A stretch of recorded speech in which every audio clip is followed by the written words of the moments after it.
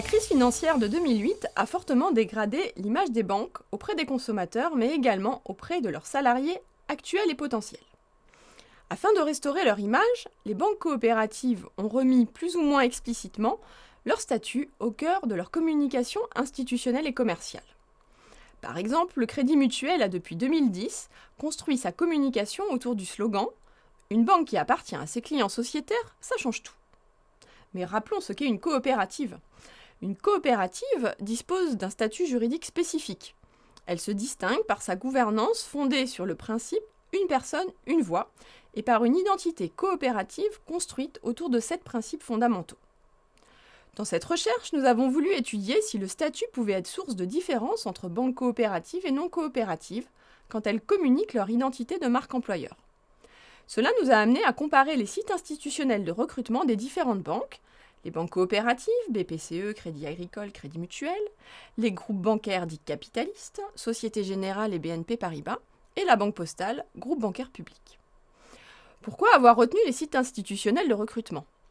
D'une part parce qu'ils représentent aujourd'hui le vecteur privilégié par les candidats à l'embauche pour se renseigner sur un futur employeur. D'autre part parce que la communication sur ces sites sert à relayer la marque employeur de l'entreprise auprès des candidats à l'embauche. Quels sont les résultats à retenir de cette recherche ? La marque employeur se décline en 3 types de bénéfices, économiques, fonctionnels et psychologiques. Prenons ces 3 catégories l'une après l'autre. Première catégorie, les bénéfices fonctionnels. Ils correspondent aux activités utiles ou favorisant le développement personnel offertes par l'employeur. Il apparaît dans nos résultats que, quel que soit leur statut, les différentes banques communiquent de manière analogue sur ces bénéfices fonctionnels, qu'il s'agisse de la qualité de vie au travail, de l'intérêt du travail, des opportunités de carrière, de la cohésion sociale ou de la diversité.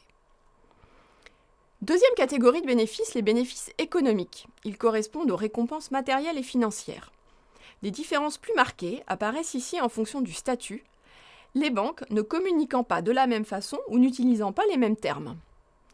Ainsi, du côté des banques coopératives, le Crédit Mutuel met par exemple en avant l'absence de commissionnement individuel, une répartition équitable entre augmentation générale et individuelle et l'absence de stock option.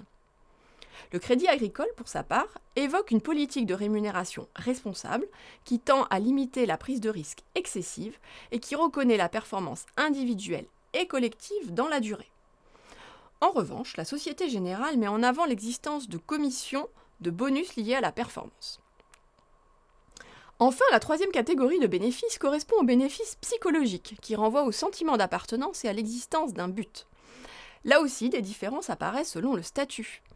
Ainsi, lorsqu'on étudie les valeurs affichées par chacune des banques, la plupart des valeurs retenues sont différentes, à l'exception de la proximité, qui est une valeur partagée à la fois par les banques coopératives et la Banque Postale.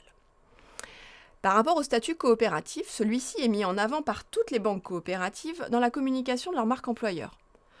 En revanche, les 7 principes coopératifs ne sont pas explicités sur tous les sites institutionnels des banques coopératives. Les banques capitalistes, quant à elles, ne communiquent que très peu sur des principes qui renvoient aux principes coopératifs.